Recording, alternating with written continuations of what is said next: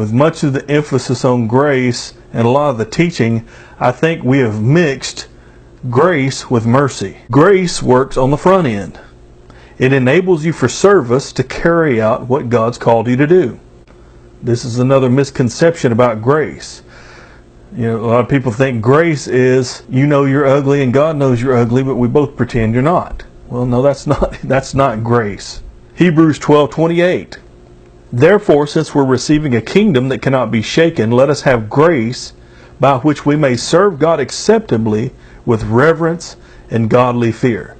So grace works on the front end and enables us to rise above sin and also do what He's called us to do. So it's God's enabling on us, not just God looking the other way when we mess up.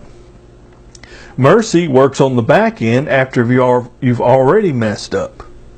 Now, I thank God for mercy and thank God for His provision through His mercy, but a lot of people are not confessing their sin. They're not forsaking their sin.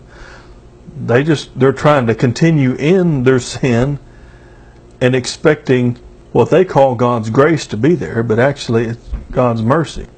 Another difference between God's grace and mercy is by grace you can know what to expect. Grace works according to knowledge. 2 Peter 1:2. Grace and peace be multiplied to you in the knowledge of God and our Lord Jesus Christ. So the way we increase in grace is increase in knowledge. So grace is according to knowledge.